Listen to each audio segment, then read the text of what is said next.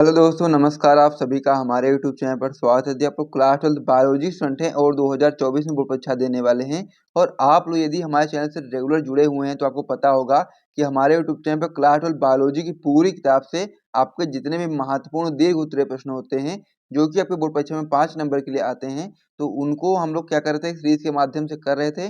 और इस सीरीज के अंतर्गत अभी तक हम लोग ने पार्ट नंबर 14 तक देख लिया था। आज का वीडियो का पार्ट नंबर 15 होने वाला है और आप सभी लोग के लिए बहुत ही ज़्यादा महत्वपूर्ण होने वाला है।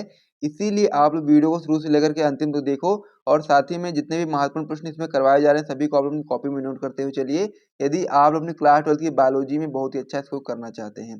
तो चलिए हम लोग अपने वीडियो को स्टार्ट कर देते हैं। पार्ट नंबर 15 में जो हम लोग महत्वपूर्ण प्रश्न करने वाले हैं, आइए हम लोग उनको देख लेते हैं। इसके अलावा यदि आपको इस प्रकार से note plus important question answer चाहिए तो आप लोग हमारा टॉपर ग्रुप ज्वाइन कर सकते हैं। एक यूनिट का प्राइस मात्र 100 रुपये रखा गया है, जिसमें आपको नोट्स भी दिया जाता है और साथ में इंपॉर्टेंट क्वेश्चन आंसर भी दिया जाता है। तो चलिए अब हम लोग इस पेज को हटा देते हैं और पार्ट नंबर 15 में जो महत्वपूर्ण प्रश्न करने वाले हैं उनको हम लोग आइए देख लेते हैं।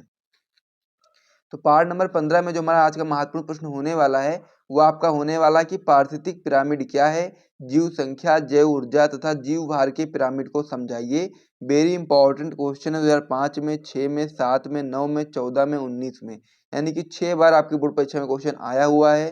तो ये बहुत ही ज़्यादा महत्वपूर्ण क्वेश्चन है। आपको पता होना चाहिए कि पारिस्थितिक पिरामिड क्या है, जीव संख्या, जैव ऊर्जा तथा जीव भार की पिरामिड को हम लोग को समझाना भी है। तो इसको हम लोग अच्छे तरीके से समझेंगे, तो इसीलिए आप लोग वीडियो को जल्दी से लाइक कर दो। फिर हम लोग इसका उत्तर देखना स्टार्ट कर देते हैं और साथ ही में यदि आपको वीडियो पसंद आएगी तो चैनल को सब्सक्राइब और साथ में वीडियो को शेयर भी कर दीजिएगा। तो चलिए देखना शुरू करते हैं कि पारिस्थितिक पिरामिड आखिर क्या होता है।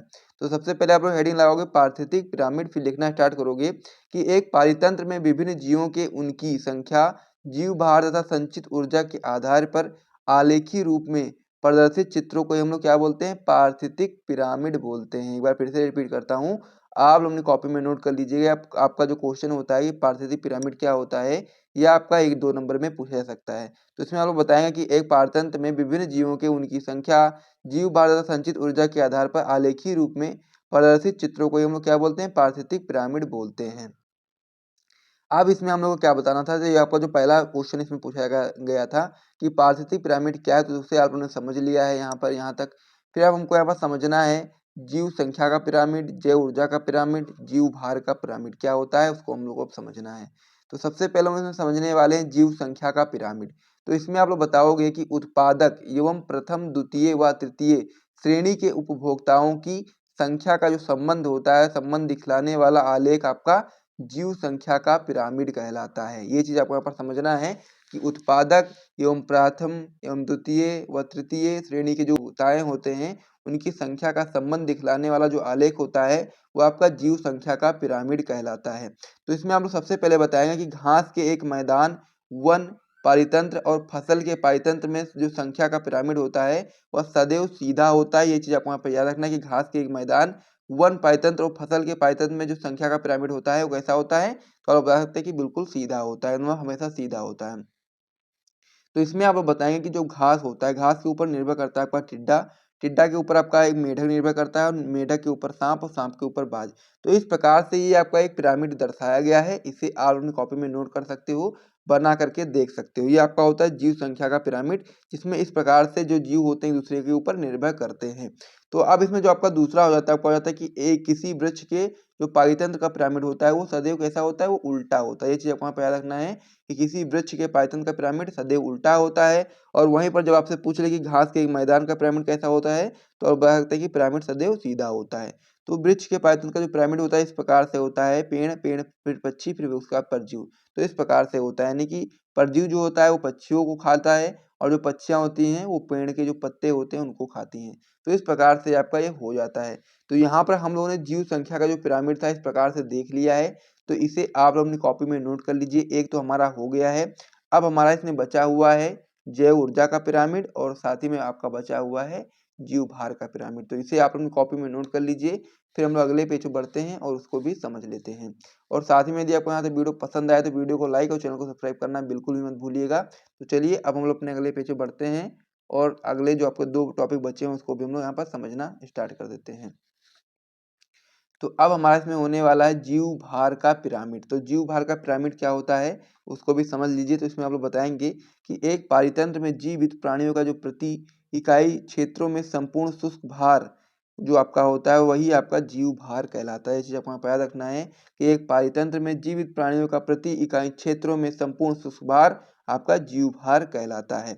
इसमें आप लोग बता सकते हैं कि स्थलीय पारितंत्र में जो उत्पादक होते हैं उत्पादकों का जैवभार खाद्य श्रृंखला के प्रत्येक स्तर के उपभोक्ता से अधिक होता है। इसे इसमें जो आपका होता है वो सीधा पिरामिड बनता है। इसमें कैसा पिरामिड बनता है तो आप बता सकते हैं कि स्थलीय पारितंत्र के लिए यानी कि जो आपका कह सकते हैं थल के लिए स्थल के लिए होता है उसमें जो पारितंत्र बनता है पारितंत्र का जो पिरामिड बनता है वो आपका सदैव सीधा बनता है। तो इस प्रकार से आपका होता है पहले सबसे आपका होता है उत्पादक, उत्पादक के ऊपर आपका होता है प्राथमिक उपभोक्ता, फिर आपका होता है द्वितीयक उपभोक्ता, फिर आपका होता है तृतीयक उपभोक्ता। यानी कि जो उत्पादक होता है ये स्वयं से बन जाता है और फिर उसके ऊपर यानी कि उत्पादक के ऊपर प्राथमिक उपभोक्ता निर्भर करता है, फिर उसके ऊपर द्वितीयक उपभोक्ता प्राथमिक उपभोक्ता के ऊपर निर्भर करता है, तृतीयक उपभोक्ता जो आपका होता है वो द्वितीयक उपभोक्ता के ऊपर निर्भर करता है। तो इस प्रकार से स्थलीय पारितंत्र का जो कह सकते हैं कि पिरामिड होता है इस प्रकार से सीधा बनता है। इस प्रकार से आप लोग इसे नोट भी कर सकते हैं। आगे आप इसमें बता सकते हैं कि इसके विपरीत जलीय पारितंत्र में जो जीव भार का जो पिरामिड होता है वो उल्टा बनता है। यहाँ पर मैंने आपको क्या बताया, मैंने आपको बताया कि स्थलीय पारितंत्र में कह सकते हैं कि जो आपका पिरामिड था जीव भार का कैसा बनना था, सीधा बनना था। लेकिन जब हम लोग जलीय की बात करेंगे यानी कि जब जल की बात करेंगे तो जलीय पारितंत्र में जो जीव भार का पिरामिड होता है वो उल्टा बनता है। तो यहाँ पर इस प्रकार से आपका होता है तृतीय उपभोक्ता जो आपका होता है वो द्वितीय के ऊपर निर्भर करता है, द्वितीय वाला प्राथमिक पर, प्राथमिक वाला उत्पादक पर। इस प्रकार से आपका ये होता है। तो इस प्रकार से इसे भी नोट कर लीजिए। इस प्रकार से भी क्वेश्चन आ सकता है 1 नंबर के लिए कि आप बताओ कि जैसे कि स्थलीय पारितंत्र में जो आपका पिरामिड बनता है जीव भार का वो किस प्रकार से बनता है, सीधा बनता है या उल्टा बनता है, इस प्रकार से आपको बताना होगा। और ये क्वेश्चन आपका इस प्रकार से भी बन सकता है कि जलीय पारितंत्र में जीव भार का पिरामिड किस प्रकार से बनता है, उल्टा या सीधा। तो आप लोग बता सकते हैं इसमें उल्टा बनता है। फिर इसमें जो आपका लास्ट टॉपिक बचा हुआ था आपका था ऊर्जा का पिरामिड। तो ऊर्जा का पिरामिड आपको यहाँ पर याद रखना है कि जो ऊर्जा का पिरामिड होता है वह सदैव आपका सीधा रहता है। ये चीज़ आपको यहाँ पर याद रखना है। तो आप लोग सबसे पहले ऊर्जा के पिरामिड में बताओगे कि किसी भी पारितंत्र के उत्पादकों में अत्यधिक ऊर्जा मिलेगी और प्रथम श्रेणी के उपभोक्ता में उससे कम और सर्वश्रेष्ठ श्रेणी के उपभोक्ता में सबसे कम ऊर्जा मिलेगी। इस कारण जो आपका ऊर्जा का पिरामिड होता है वह सदैव कैसा रहता है, सीधा रहता है। ये चीज़ आपको यहाँ पर याद रखना है। जैसे कि मान लीजिए जो आपका उत्पादक है, ठीक है, तो उत्पादक में क्या होता है सबसे ज़्यादा ऊर्जा मिलती है और फिर जो आपका होता है प्राथमिक उपभोक्ता जो कि उत्पादक को खा लेता है तो उसमें क्या होता है इसमें यानी कि उत्पादक की अपेक्षा कम ऊर्जा रहती है। फिर द्वितीयक उपभोक्ता में प्राथमिक उपभोक्ता से कम ऊर्जा रहती है और जो आपका तृतीयक उपभोक्ता होता है उसमें इन तीनों में से सबसे कम ऊर्जा होती है। तो इसी प्रकार से आप बता सकते हैं कि जो ऊर्जा का पिरामिड होता है वो सदैव सीधा रहता है। तो इस प्रकार से जो आपका ये चीज़ था यानी कि ऊर्जा का पिरामिड इसे भी आप लोगों ने कंप्लीट कर लिया है। तो इस प्रकार से आपका ये पूरा क्वेश्चन था कि पारिस्थितिक पिरामिड क्या है, जीव संख्या, जैव ऊर्जा तथा जीव भार के पिरामिड को समझाइए। इसे आप लोगों ने बेहतर तरीके से समझ लिया होगा। पूरा चीज़ें मैंने आपको अच्छे से समझा दी हैं। और यदि आपको यहाँ से वीडियो पसंद आए तो वीडियो को लाइक करिए, चैनल को भी सब्सक्राइब कर दीजिए और साथ ही में ये सारी चीज़ों को अपनी कॉपी में नोट कर लीजिए। फिर हम लोग क्या करेंगे इसे आप लोग सबसे पहले अपनी कॉपी में नोट करेंगे इस प्रकार से। फिर हम लोग वीडियो को समाप्त करेंगे। मिलेंगे नेक्स्ट वीडियो में, तब तक के लिए जय हिंद।